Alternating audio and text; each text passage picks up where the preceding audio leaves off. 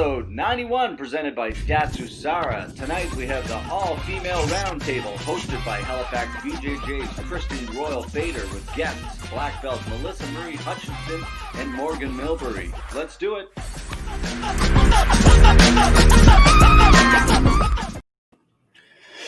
Hello folks, how are you? Welcome to episode 91 of FLA Exposure. Tonight we have a fantastic, I don't know why I'm so serious right now, I have no idea. It's been a long day. Anyway, hope everybody's doing great out there. Thanks to our sponsors at Datsusara. Check them out. They've been supporting us for a hell of a long time, since 2014. Bags, apparel, all antimicrobial, made 100% of hemp, and been fantastic for the jiu-jitsu and MMA community. So make sure you check them out and tell them we sent you here from Eastern Canada. Anyway, we got a great episode lined up here tonight, folks. The all-female roundtable. I spoke to Christine about, we really couldn't figure out a different name to call it. That's the best we could really come up with for now, but we will get it changed in the future. Anyway, we got three females from the East Coast Jiu-Jitsu scene, all super talented, all represent their gyms in the community very, very well and respectfully, and have done a lot for the community. So without further ado, let's bring on the girl who's going to be hosting us moving forward, the one and only Christine Royal Fader. How are you, Christine? Hi, Derek. I'm great. You know, sitting here in my basement, nice and cool on a hot day. Yes. How are you? Yes, awesome. Not too bad. Doing about the same in my hot house here with it's totally opposite, I guess, of where you are, but hanging in there. And thanks for doing this. I think it's going to be a fantastic episode. We got a great lineup here. Yeah, I can't wait. I was just saying to you just a few minutes ago how women are often underrepresented in martial arts and combat sports, especially I find in the commentary / opinion side of things. And so, you have always been one of the biggest supporters of women in sports and especially combat sports. So, you're just another trailblazer letting us do this tonight. Hey, well, we've all kind of been involved in this community for a long time, and that's what it's about. It's whether it's martial arts or it's what we're dealing with COVID right now or whatever the hell it is, it's work together, and we got to come together to somehow get through this. Like myself, I had a really kind of a shitty day here today, and doing this podcast and doing this it makes me feel better, and it's about talking, right? So kudos to you for doing it, and I think it's going to grow and become a great thing. So thank you. No, thank you. I can't wait to get into it. All right, let's do it. Why not? All right. I'll leave the floor to you. All right. Here we go. Let's see my girls. So we have Melyssa and Morgan. Melyssa is a black belt out of Fredericton, New Brunswick. Black belt, I believe, in Atlantic, Canada. Hi, Melyssa. Hey, how you doing? And do we have Morgan here too? Is Morgan on here? There she is. Hi, Morgan. Hey. Morgan is my teammate at Halifax BJJ. She is a blue belt, but she is a force to be reckoned with, and people know her and love her on the scene. She's one of the friendliest, nicest people, competitors, women you'll ever meet. And so I wanted to have her on because, I love chatting with her and her spirit, and, I hope that others will see that too. So before we get going, I wanted to throw some stuff out to you guys first so people know who you are and what you're all about. So Melyssa, let us know your journey from white to black, maybe a little synopsis a little bit, and then Morgan will get to you. My journey, that's a really long story. So I don't know if I'm going to get into that right now. I started jiu-jitsu 13 years ago. So it's been a long journey. Still just starting though. I have plans. I just said before, a couple minutes ago, I plan to roll right until I'm 70 and beyond. So I'm looking forward to a long career. Got started. I was in Nova Scotia when I started at Abaya with those guys. It was Patrick Bazinet and Rowan Cunningham at the time that were the coaches. And I don't know, it was like 3 years in or so that John Foster took over. So that was my beginning.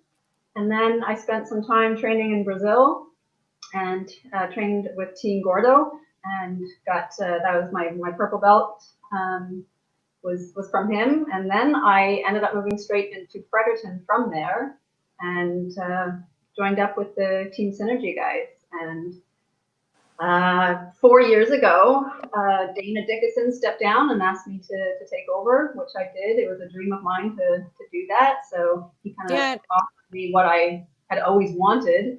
And so I enthusiastically said yes. And here I am. That is the short version. The short version. I feel like you are probably one of the only female jiu-jitsu gym owners in Canada, let alone Atlantic, Canada. Oh, I don't know. Like I don't sole owner. know other names, but I mean, yeah, I know there's more out there. Yeah, but it's a very small club, so to speak. But you know, it's fantastic to like see that in your journey, and we're going to talk a little bit more about some of your experiences and stuff. But Morgan, let us know, like what have you done in the last few years? Like, how did you start jiu-jitsu, and what brought you to Halifax, BJJ? I just really wanted to do martial arts, and I remember I had a friend that went to a gym, so I went to that gym and I tried it and I loved it. I love how it's meant for a little person, and it's meant for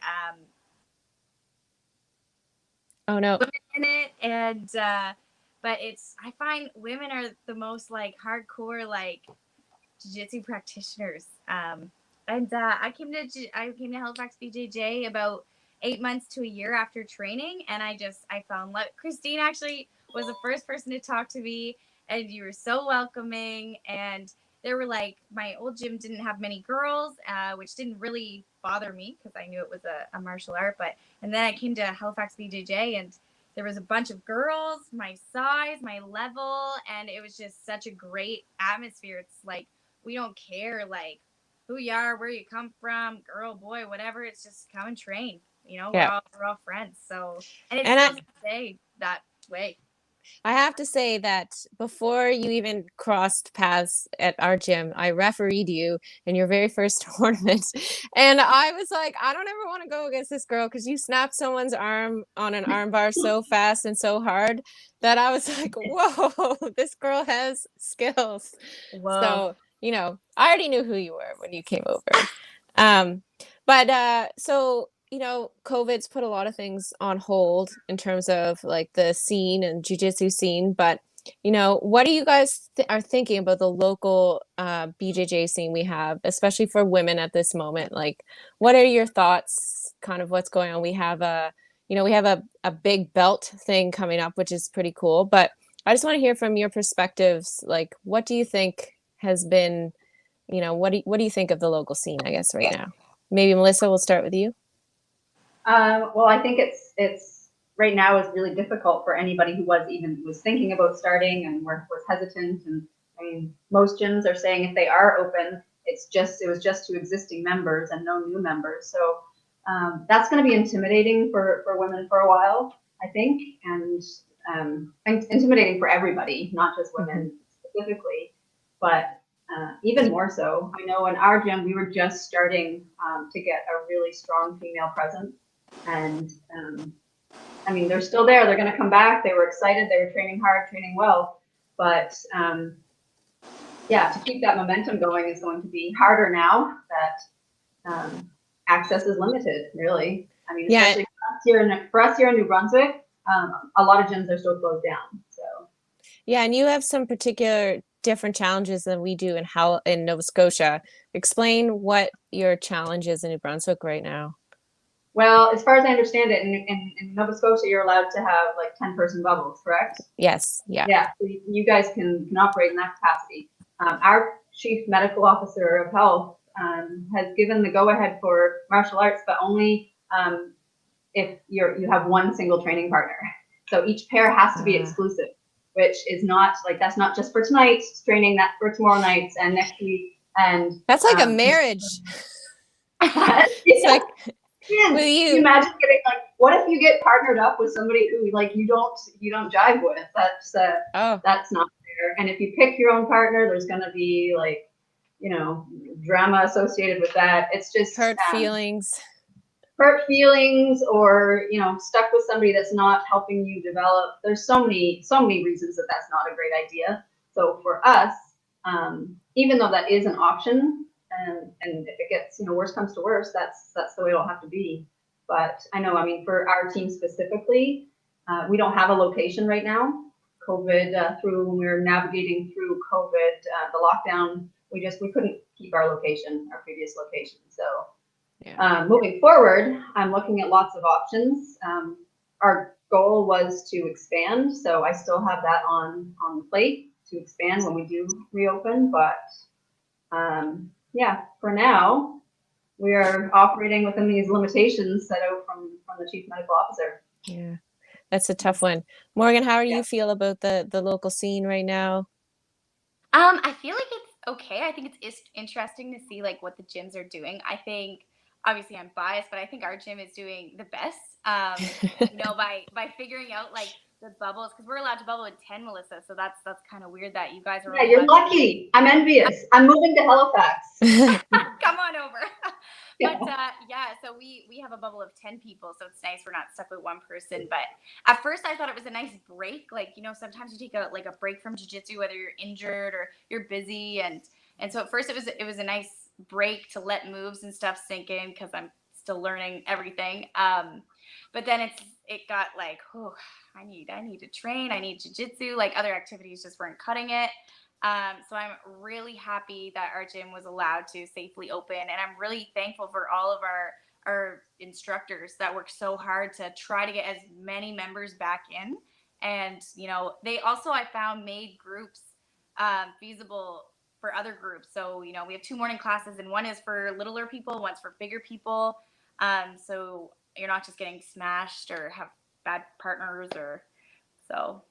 I think we're good organizational skills there. Yeah, it's definitely a challenge, and you know, I can say from the organizational part of it, like we're still disappointing a lot of people, and that's really hard. Like in a gym, you want you work for your members, you do everything for your students, and so when you can't even give like someone who you know is so passionate about something even like one class a week, it is difficult, and I'm sure that weighs on you too, Melyssa. Like, you know, the people talk about the mental health benefits of jiu-jitsu, not just like the physical benefits. So, you know, it's definitely tough.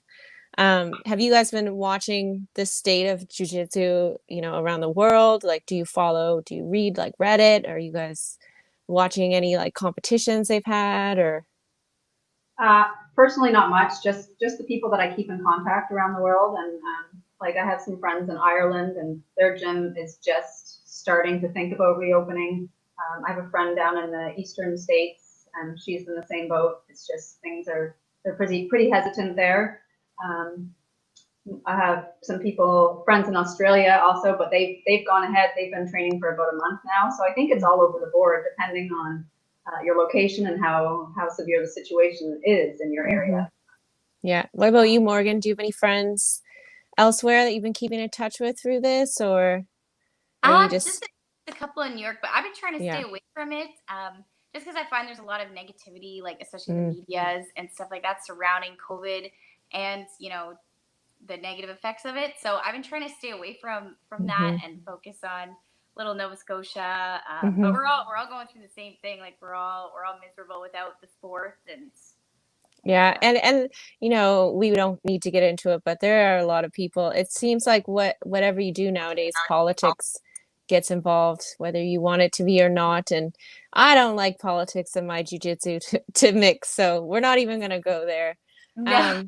Have you guys? Somebody always has something to say. Whatever decision you make, somebody's not in favor of it. So. Yeah. So there's this really cool the Rogue belt thing is supposed to be coming up. I'm sure you guys have seen that. Are you psyched for the women that are getting to do this? Like, I know, Morgan, you competed and you were maybe hoping to get on it, but hopefully maybe you're an alternate, or.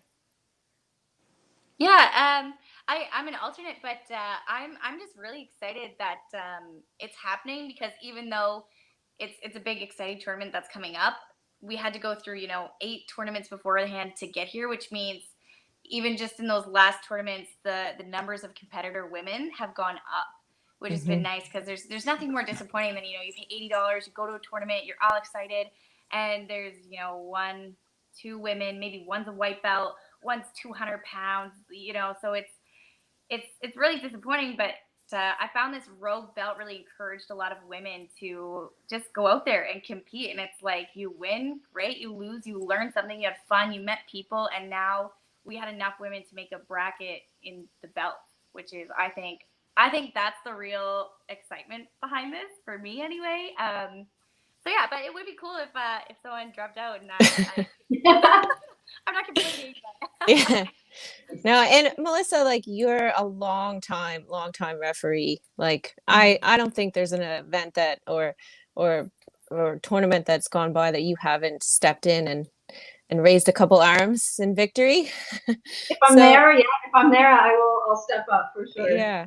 So what do you think of how women's jiu-jitsu has evolved like since the beginning? Have you seen is there anything that stands out to you that like you're like wow or Well, yeah, I mean, if I think back to my very first jiu-jitsu tournament I did was oh goodness, it would have been like a long time ago, 2008, 2007.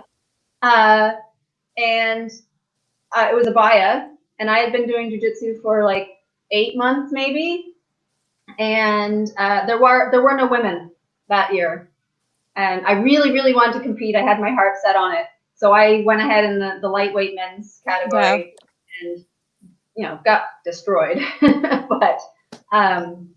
But shortly thereafter, the next year, I went to a baya again, and there were like 8 of us. Courtney Pratt was there, Melyssa Benedict was there, and some of the other people who are still training, and it was awesome. And then the next year, it kept growing and growing. And now when I show up, there are women who I've never met, and that to me is incredibly encouraging.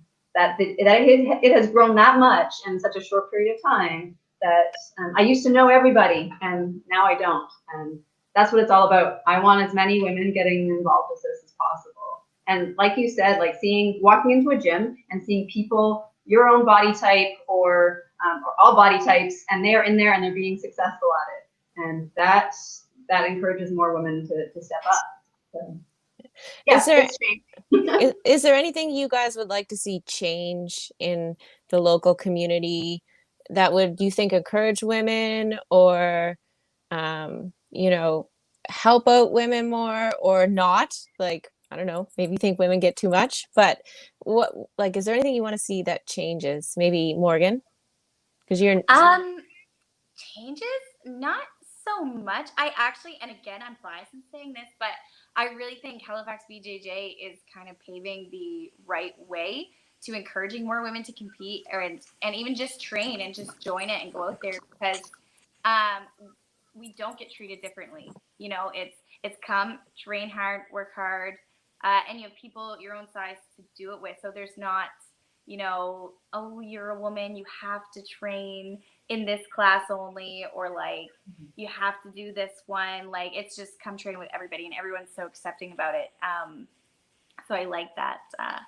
I feel like other gyms aren't keeping up with that, and that's okay if it's working for them. But I think that our gym is definitely on the right path by doing that. And I know Courtney has a great women's program as well at Bushido Kai, and some women want that women's only class. So I think Halifax in general is doing really well with encouraging women. It can always do better, but I think I really like that our gym is, especially you, Christine, you're there. You're like, listen, I'm a brown belt. I've trained with men. We're just gonna train. We're gonna have fun. We're gonna learn. We're gonna be safe, and we're a community. So yeah. And one thing to add to that, as an instructor kind of thing, one thing I try to tell, because sometimes women can get into this and I don't want to like crap on women, but victim mentality on the mats where you feel like you're always like getting beaten up, and it's so hard, and it is hard. It's hard for everyone, and I like to change the thought process, as opposed to like, I'm a woman, I'm weaker, to a small person problem. Because if you talk to any of the small guys, they all experience the same thing of getting, smashed and sort of bullied around. So instead of making it like a gender thing, like, oh, I'm a woman, everyone just beats up on me. It's like, no, there are actually some smaller guys, and talk to any of the teenage boys I train with, and they get tossed around just as much as maybe some of the smaller women. So I don't know. That's my thought on that. What do you think, Melyssa? No, that's absolutely true. And I've been doing the same. Like it's not a gender thing. It's a small person thing. I'm a light feather, so I'm at the pretty much the bottom. And most times people are bigger than me, but there are lots of other people in that situation. And I went through a thing for a long time, many years. In fact, I still fall into it from time to time, and I have to correct myself.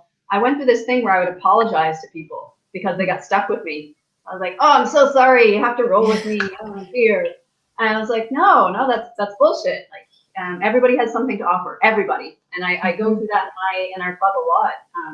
That you can learn from everybody. Somebody smaller, somebody bigger, somebody who's a lower belt, somebody who hasn't been training as long as you, and never discount anybody's abilities because there's always something to gain from that. And I think that's the attitude in a lot of gyms, but yeah, it's not a small thing, or sorry, it's not a gender thing. It's definitely a small person. And one of my role models, who I'm sure you guys know because I love her so much, Emily Kwok, and you guys have met her too. And she's not only one of the greatest like Canadian jiu-jitsu female athletes. She's also like a wonderful mind, and her thoughts and her like intentions as a teacher. And one time she wrote an article actually about women kind of getting stuck in the women's only roles of teaching and children. And she was like, women have a lot to offer to everyone. And so sometimes they get pigeonholed in these positions when really like we're just as great teaching everyone, not just kids and other women. And so that was kind of like my thought process behind not having a women's only class, because sometimes the women gets kind of put off with each other off to the side, and then everybody just looks at them as like a separate class and a separate entity within the gym, and then they always just get stuck with each other. And yeah, I just never wanted that. I just want to add to that. So what I did last year, a year and a half ago, as I trying to encourage women, because we were at a point where we before I had some other women join, it was like myself and one other. So I really was looking for a way to encourage more people to start females. So I did a 4 to 6 week program for women only to get them in the door and get them comfortable with the fact, because some women don't even know what jiu-jitsu is all about. Yeah. And they think they want to start, but they need to they would feel way more comfortable just knowing these basics before they join the regular class. Mm-hmm. So that's what I did as a trial run. I ran 3 of these programs. I think they were 4 weeks. Anyways, it worked. Like they got in, they realized that they were more comfortable with it than they thought they were, and then they joined the program with everybody else. And I think that's a way to bridge the gap. Mm-hmm. Morgan, are you taking notes? I am. We're gonna steal this idea. Oh, guess what, guys? No, I do think like there's something to be said for women's only classes, and I never want to say that they're not beneficial or they're not right for some people. That was just sort of like my philosophy, especially like going into starting a new school, and we only had so much class time, only so many instructors, and to get like the maximum benefit, we were just like, you know what, we're just going to keep it open for everyone. But I do love that idea. That's also great. So within this kind of thought process, what advice would you give male training partners? Maybe we have some male training partners who are new, or they're not comfortable maybe rolling with women. What kind of advice would you give them? Morgan. Oh God, I need a time to think. Or Melyssa, I'm sure Melyssa looks like ready to go. She's like, I've been waiting for this. I want to give this advice. Ready to go. Advice. Well, it's a tricky one because you can't go too light, but you can't go too hard either. So try to tell somebody that, and they're just like, well, what does that mean? What am I supposed to do? But I think when I roll with somebody new, especially if they're brand new, I always say it's going to take you less strength to move me than it does when you're rolling with the guys. So just try to adjust that. And normally that strikes the right chord, and they're like, okay, I think I see what you're saying. But also, if they go too light, then you feel like nothing's happening. So it's a balance of finding that middle ground, and that's only something that you can learn with time. So Yeah. What about you? What about you, Morgan? I definitely agree with Melyssa. I find just new people in general, because I think back when I was new, I was the spazziest, craziest, trying to outmuscle everybody, and I have no muscle. But it's part of being into a new sport, a new like fighting sport, and you're like, oh my god. So for now I try to avoid the big new people, just for safety. But for my regular people who've been doing it for a while, male training partners, just you don't have to give me a light roll. You can still give me a fast, technical, like challenge me roll. But if I'm in your side control and you're gonna reach your other arm around and just grab me and twist my spine over to get me off, you know what I mean? Like, that's clearly just your strength or size, and just don't do stupid things like that. Just stop. Just don't. And it's interesting as you get up in the ranks. I've seen a bunch of different behavior from guys, and I don't think I always love to give people the benefit of the doubt. I don't think people are ever trying to do the wrong thing. Most people are trying to do the right thing. Sometimes I'll see like upper belt guys just flop to the side and like kind of like almost just be like, yeah, what do you have? And I don't like that, because that's kind of like, I don't know, too, like, it's playful, but it's a little bit like they want to roll. Like, don't just flop over and lay on your side. Would they do it with a male training partner? That's the question. Yeah. If they do that, if that's one of the things they do. They're just like, hey, if they do it with everybody, then yes, maybe. Yeah. But if they only do it with their female training partners, maybe not. Yeah. Yeah, I find the higher belts, like I've rolled with, like, some of the guys that I rolled with have rolled with for 8 years, and we're purple, brown belts, and they don't need advice. They know what to do. Yeah, exactly. And because they've been rolling with me for 8 years, when new women come in, they know what to do with them too. So yeah. I recently had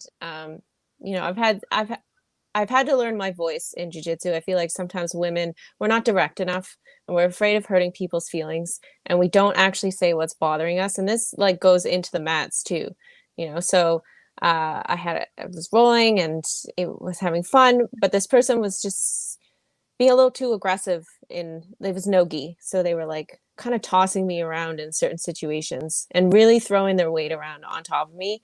And it felt out of control. And so when I said something, they got really offended.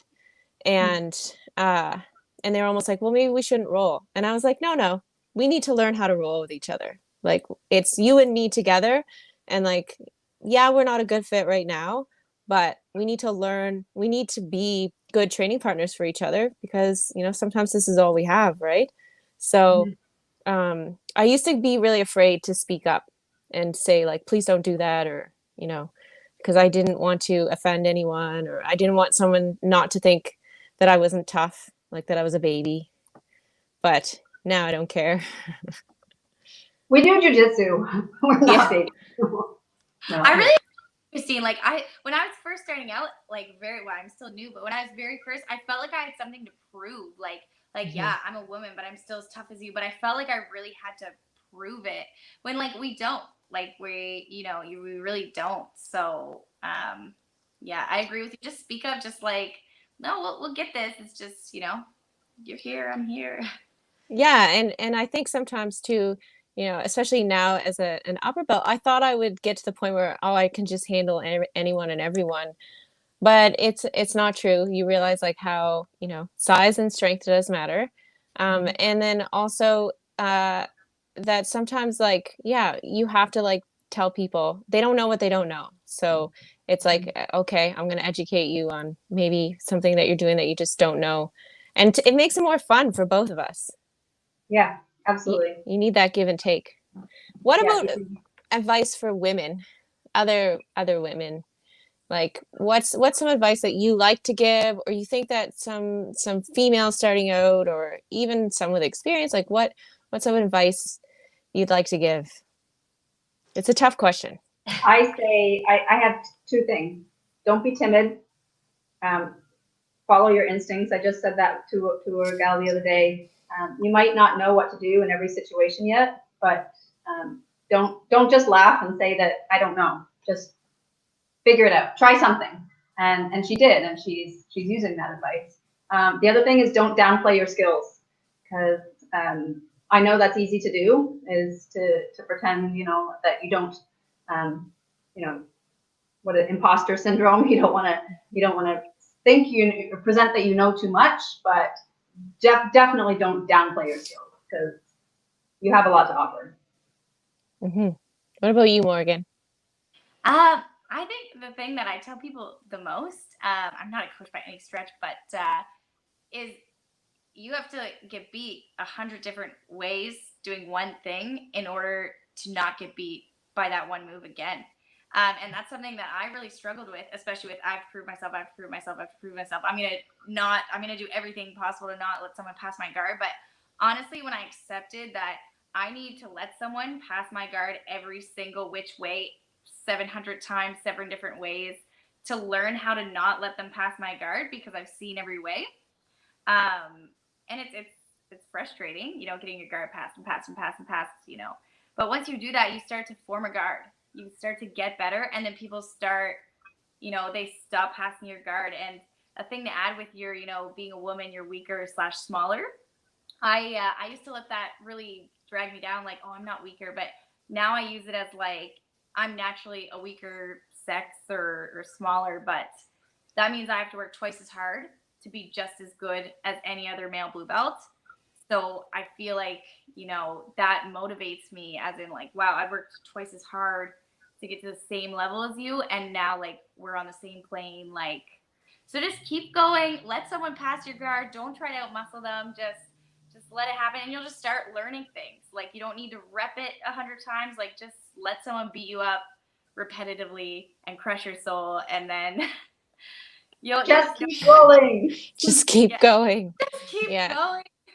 I think one of my biggest revelations, you guys kind of know, I went through a really hard thing with under recovery and sort of overtraining as an athlete, and the toll that it took on my body. And so for me, like, advice is always about rest. I think especially like jiu-jitsu and combat sports have this like warrior mentality where you must push through and you must train multiple times a day and you must like be hurting and going nuts. But it's diminishing returns at a certain point. You're just only doing damage. And you know what? If you need a night off, you take a night off. If you need an extra meal, you take an extra meal. You know, just really like listening to your body, especially as you get older, you know, and like you said, longevity. It's all about longevity in the sport. You know, if you train that extra session in a week, your timing's off, you feel like shit, you injure yourself really badly, so then you're out longer than if you just been like, oh, I need to rest. Absolutely. Every time I've gotten really injured, I had like a feeling that I shouldn't train that day. Like, oh, I should stay home. And then I'm like, nah, I gotta go in. And then broke my hand, you know, so. Funny story. I broke my wrist once 3 weeks before a big tournament, and I had a feeling that night. I was like, I shouldn't go. I just shouldn't go. But I was like, no, that tournament's coming up. And I broke my wrist in 3 places, just doing something stupid mistake, and, you know, wasn't able to go. So, yeah. And this gut instincts are there for a reason. Yeah, and this kind of brings me into another thing is we're all coaches here, as well as, you know, students. I don't think you ever stop being a student, but sometimes your role changes to coaches. Morgan teaches our tiny tots. And then, of course, you have a whole team, Melyssa. How does like teaching and coaching change your perspective, or how has it changed your perspective? For me, I love coaching. I love coaching so much. When I first started coaching, I think I was actually still a blue belt, which is a great place to start, because you get to analyze stuff, you get to break stuff down, and think about really, I was taught this way, but maybe I've modified it and I do it a slightly different way, but why do I do it that way? And does it work? And if it does work, why does it work? And then people ask you questions, and you have to know the answer. And if you don't know the answer, then you have to break it down again. So I think that is incredibly helpful for a person's game. I think coaching is one of the best ways to improve your game.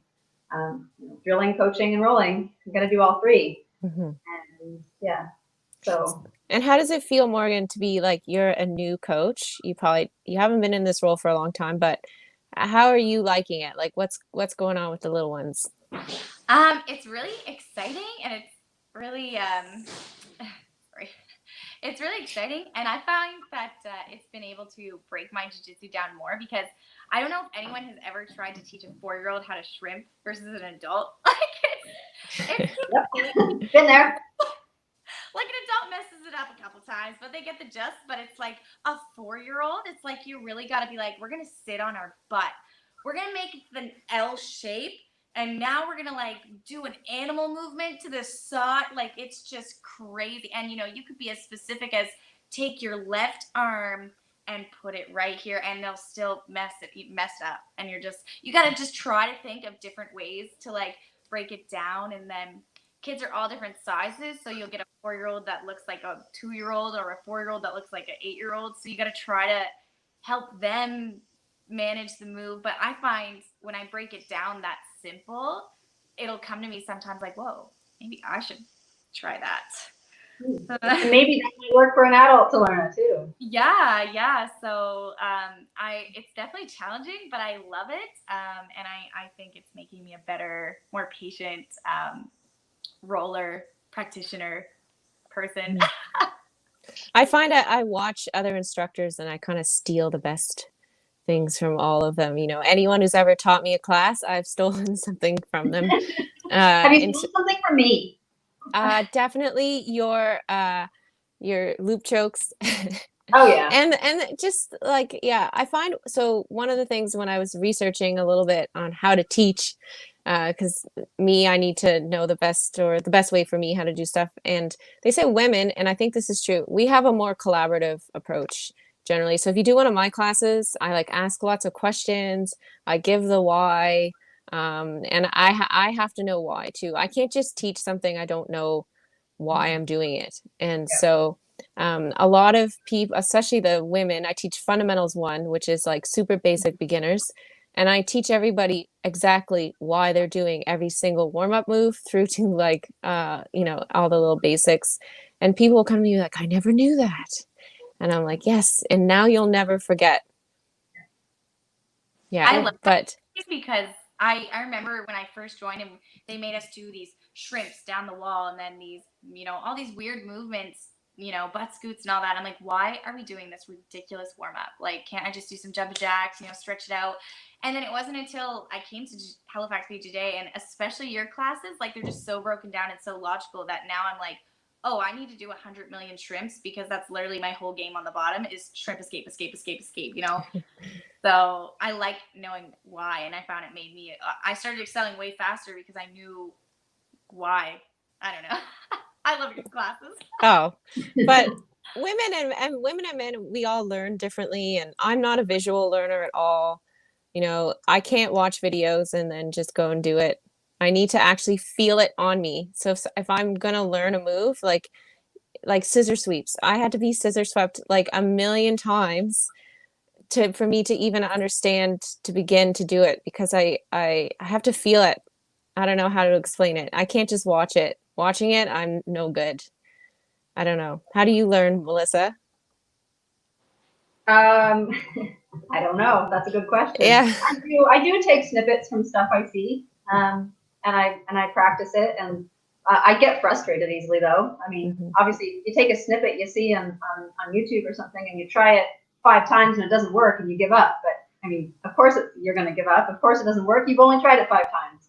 So, but I do. I've actually, some of my favorite things I have over the years practiced them enough that they were YouTube snippets.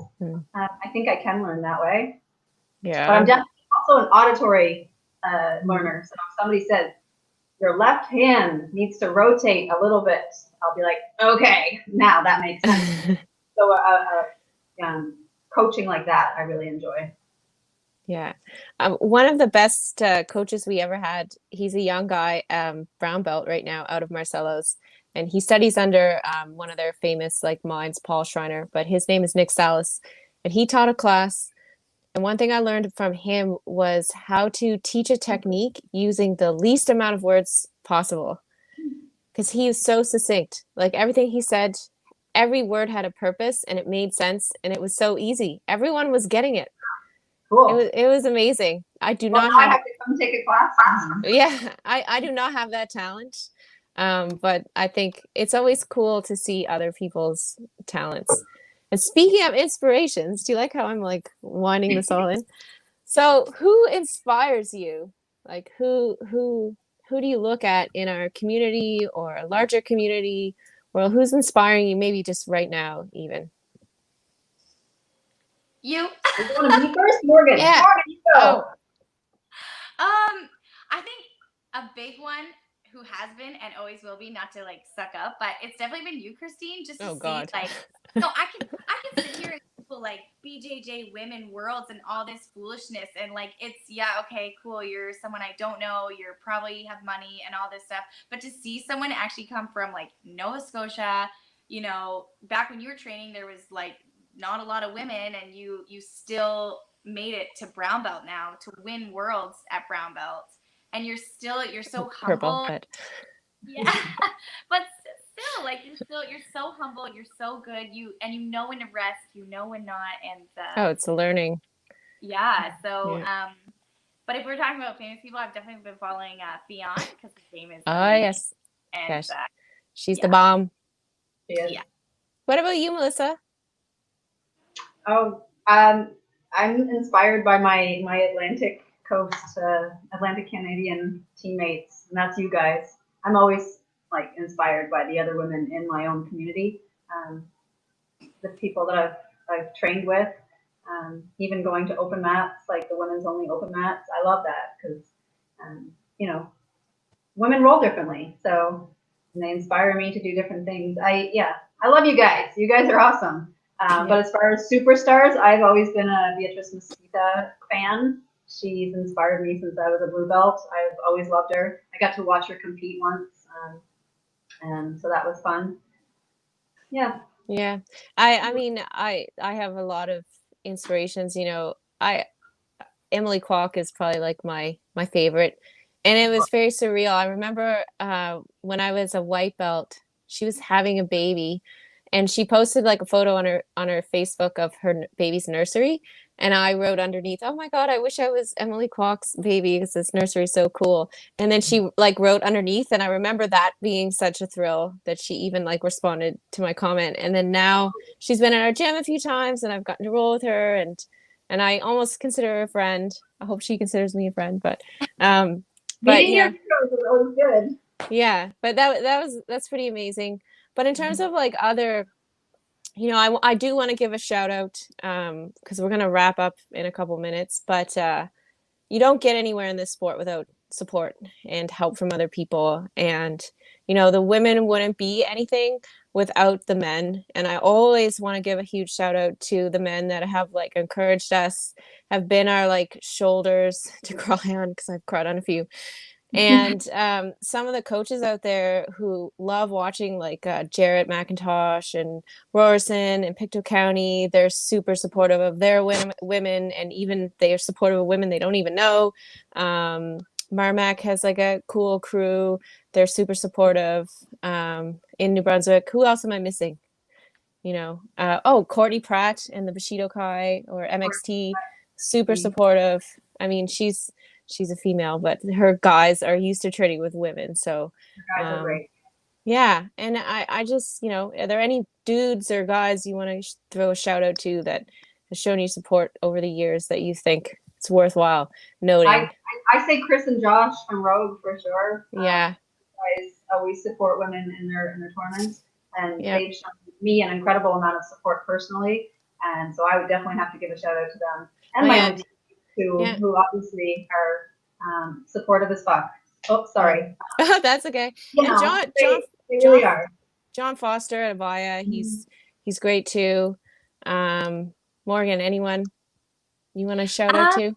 I mean, I love all our coaches, but personally, definitely Joel and Josh Presley, because when I first started coming, and I'd come in the mornings, and it would just be us three, but it'd still be good hard rolls. It was, it was so welcoming, and to this day, like, I think me and Presley have the best rolls in the morning, and he's a black belt. He's obviously way, way, way better than me, but he pushes me, and he gives me good rolls, and he's constantly, I don't know. He's my favorite rolling partner, I think. But yeah, so those two have definitely been amazing. Yeah. Nice. Did we lose Christine? I don't know. Oh no. What happened? Can't hear you. We lost her. We lost her. I would guess her phone died. I would guess, or something like that. But you're right on a good point there, Morgan. You just finished it just in time. Amazing. Any other points you want to give out there? Any other shout outs? I'm like totally. I was listening and then I stopped. I was over there making a sandwich and I came back and I caught the last. So anything else? She's probably going to be right back. Shout out there, Derek. You've been when I I wanted to be a referee. I went and I took a course in Toronto, and you and John, you made sure that I was always on the mat when I was first starting, and that was pretty nice when I was trying to shift from more coaching and repping. So thank you. Thank you. Here's Christine. Sorry, technical difficulties. I somehow got booted off, but here I am back again. Yeah, I missed the end of your question, but or your answer, Morgan, but I can only assume that it was amazing. Yeah. Just talking up our guys. No big deal. Yeah. Well, you know what? Thanks, Kat, Derek, for jumping on there and saving me when I left. This was super awesome. This was kind of like a little bit of like a pet project of mine to do. Like I say before, as females, we don't often get a chance to share our voices and thoughts and opinions, especially in the combat community. And all we want is the opportunity. That's what equality means for me. It just means give me the opportunity. And if I suck and get booted off air and then you never want to have me back, that's totally fine. But no, but I think like really what it comes down to is just offering people opportunities. If they succeed, that's amazing. If they don't, then, that's okay. But we've had this great opportunity come about tonight. And thank you so much for coming on. Thanks for having us, Christine and Kat. And yeah, thank you. I really appreciate the opportunity, and it was nice to be at. Yeah, and hopefully we can do this again. Maybe once we're all rolling again, and coronavirus we got a vaccine or something. It's less, and thank you so much. You guys rock. And again, hopefully we do this again. Thank you, Derek, so much. And do you want to take over and say goodbye? No, well, I think you're like, how do I end this now? Yeah, I'm like, But yeah, I think all three of you, thank you for coming on. Again, you're a big part of the community, and everything you said, I think, is very valid, and hit I don't know what I'm trying to say, hit the nail right on the head.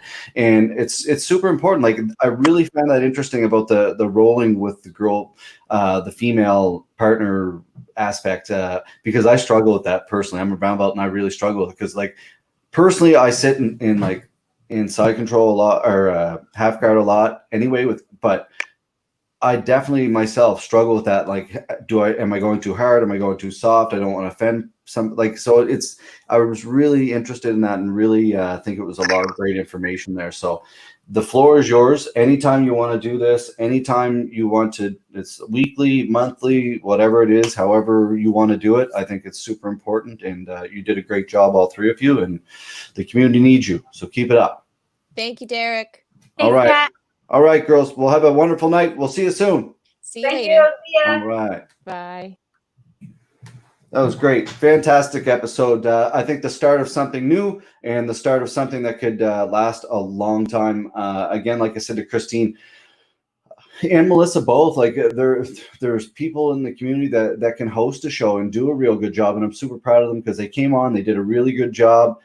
Sounded really great, and some really wonderful information that we all can use moving forward. So I think, whether it's a monthly show or whatever they plan to do, I think it can be big, and hopefully we can convince Christine to come back on. I think she did a great job, and hopefully she feels the same way as well. So anyway, folks, this episode again was sponsored by our friends at Datsu Sara. Check them out, dsgear.com. 100% antimicrobial, blah, blah, blah, blah, and made with hemp. Been big supporters of the East Coast scene here and all the events. So a great episode. Shout out to everybody. Thanks for tuning in. Shout out to the Rogue Grappling team there that they were talking about. Going to put on a great event here in August. So keep up the great work, everybody in the community. Keep doing what you can do. Stay happy. Stay loving. I don't know what that means. But if you can be anything in this world, folks, be kind. All right. Thanks so much for joining us, and we will see you tomorrow. Thanks for tuning in, and make sure to hit that subscribe button. As always, thanks to our friends and sponsors. Without you, none of this is possible.